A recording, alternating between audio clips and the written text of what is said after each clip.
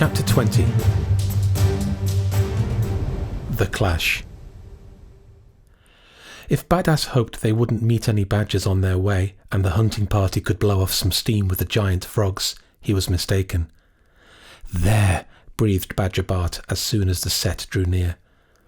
Badass looked to where Bart pointed and noticed 2 young badger cubs with Noisem.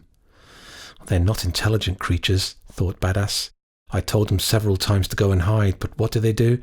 They come out for a picnic right next to the trail in plain sight."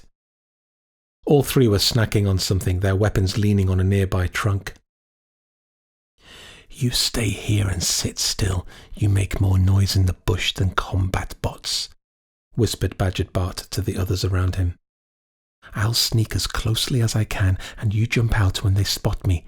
Then you lot give them hell and make the earth quake." In the blink of an eye, Bart disappeared into the thicket, leaving only a whisper in the leaves. Badass had to give it to him. Although Bart had spent his whole life on a starship and mere months on the planet, he could already move soundlessly in the forest. But Badass couldn't allow Badger Bart to kill Noisem. He had to do something, quickly, something to keep Noisem alive and keep Badger Bart from knocking him off in his anger. He couldn't exactly shout out aloud. His eyes swiveled around like telescopes looking for a solution, and stopped on a large black worm with tens of tiny legs settled on a small branch. A quick glance the other way told him no one was looking at him.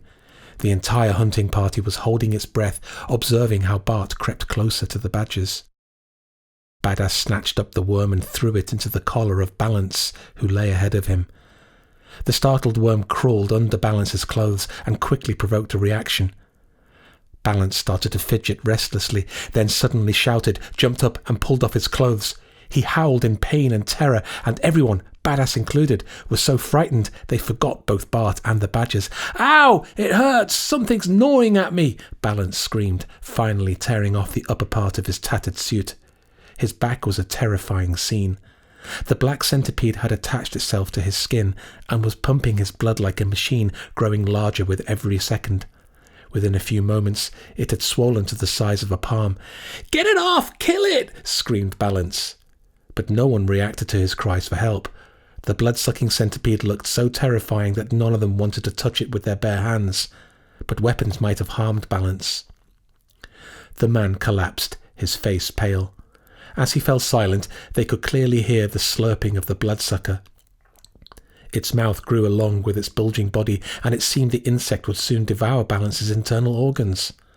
This pushed Badass to action. He jumped closer, swung his club wide, and hit the bloodsucker with all his might. It was easy now, for the centipede had grown to the size of a man's head. It wasn't possible to miss, and so he didn't. The bloodsucker exploded like a supernova and left Balance shaking on the ground, pale as a sheet, unable to utter a word. He just groaned and moaned quietly, on the verge of losing consciousness. But the dormant nanobots in his body set to work. The wound on Balance's back stopped bleeding and closed slowly. A few moments later, Balance's moans died and some colour returned to his pale cheeks. "Damn, I just ran out of energy," he croaked. "But it seems I'm alive." "You are, buddy, you are," said Badass, suddenly remembering the badgers. They all turned at once to see Bart wrestling with Noisem on the ground. A dead youngling lay beside them. The other one had disappeared. Badass left Balance, whose life wasn't in danger anymore, and ran toward the fight. The angry confrontation had come to a standstill. Bart, heavily scratched by claws, had gotten hold of Noisem's fur and pushed him to the ground on his belly. Noisem gnawed helplessly at the grass but couldn't reach Bart, who was straddling him. "I'm coming!" Badass shouted to Bart and rushed into him, pushing him off Noisem so they rolled together into the bushes under the trees.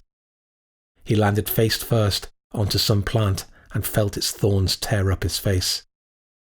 Skinny, happy to get some action, immediately announced, "I recommend ceasing the current dangerous activity and withdrawing from the source of danger." "Already ceased," grunted Badass through gritted teeth. From the corner of his eye he noticed Noisem getting up, but the badger's feet wobbled under him and he could barely stand. Badger Bart's 100-kilo weight was clearly too much for Noisem, a badger half his size. In the next instant, Tula appeared, behind Noisem and jumped him. "Got it!" he shouted. Tula's voice was shrill with excitement. Badger Bart and Badass got up from the thicket, groaning. Badass swiped his face. The hand came away red with blood. His back and side were burning, and he had hit his knee. They had rolled over several boulders and giant acorns. It was a miracle they hadn't broken any bones. And all in vain.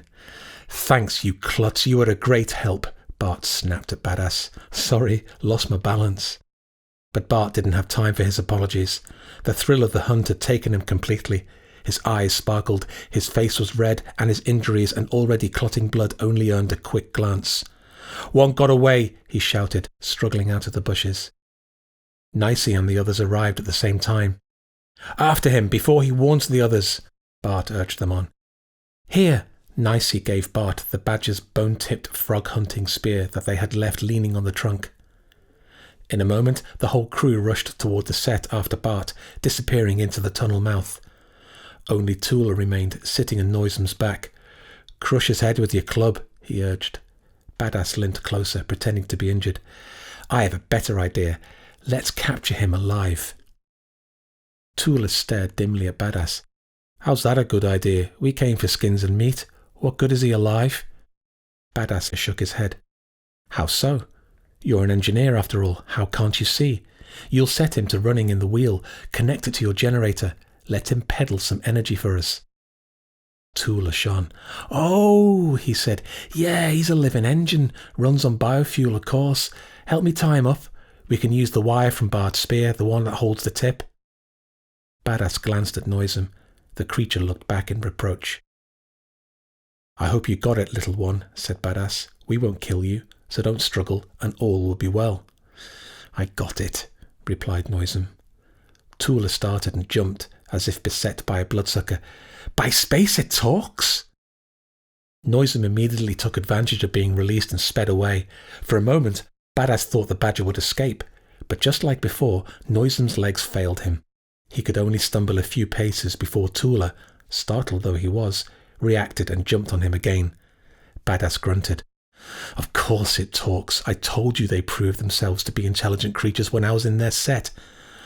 "Unbelievable!" Tula tapped the badger on the shoulder. "Hey, badger, can you really understand me?" Yes, spat Noisem through his teeth. "Now get off me." Mumbled Tula, glancing at Badass for help. Badass nodded encouragingly. "Didn't you hear the badger?" But Tula hesitated, and before he could decide, voices from the set announced the party's return. "Injury repair complete. Implant energy level 2.9%. Please charge internal systems," announced Skinny. Badass ignored it. He only saw the bundles that the hunters carried as trophies. Bart had a slain badger slung across his shoulder, and also, as if that wasn't enough, a bound and struggling KO. "Why on earth didn't they hide?" wondered Badass. "What part of my words didn't they get?" He shook his head. It was his own fault for expecting rational behaviour from half-witted beasts and a crazy woman. Bart threw the badger and KO onto the grass. The others set down the things taken from the set.